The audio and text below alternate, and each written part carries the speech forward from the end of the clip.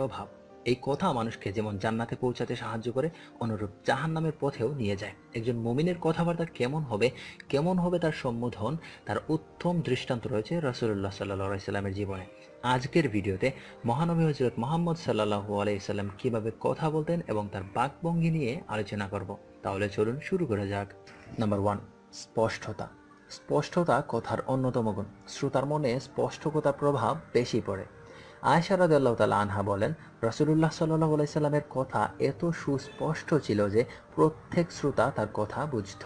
হাদিসটি আবু দাউদ শরীফের 4839 নং হাদিস। নাম্বার 2, সত্যবাদিতা। কথার সত্যতা হলো কথার সঙ্গে বাস্তবতার মিল থাকা।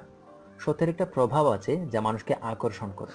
পবিত্র কোরআনে সত্যকতার প্রতি গুরুত্ব দিয়ে সূরা তওবার 119 নম্বর আয়াতে বলা হয়েছে, হে ঈমানদারগণ, তোমরা আল্লাহকে ভয় করো এবং সত্যবাদীদের সঙ্গে থাকো।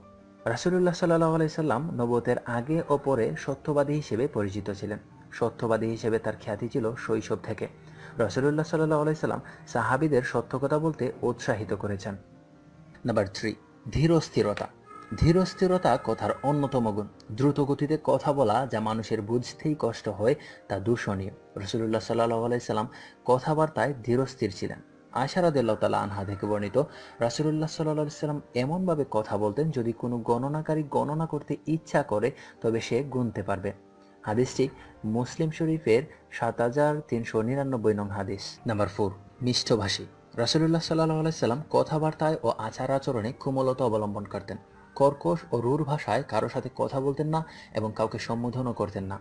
কোরআনে ইরশাদ হয়েছে, আপনি যদি কঠোর হৃদয়ের হতেন তবে মানুষ আপনার থেকে দূরে চলে যেত। সূরা আলে ইমরান 159। নাম্বার 5, বাহুল্য বর্জন। রাসূলুল্লাহ সাল্লাল্লাহু আলাইহি সাল্লাম কখনো প্রয়োজন ছাড়া কথা বলতেন না। সওয়াবহীন কাজে কখনো সময় ব্যয় করতেন না।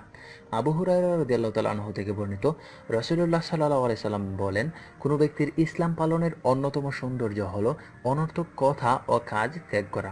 হাদিসটি তিরমিজি শরীফের 2318 নং হাদিস। নাম্বার 6, শালীনতা।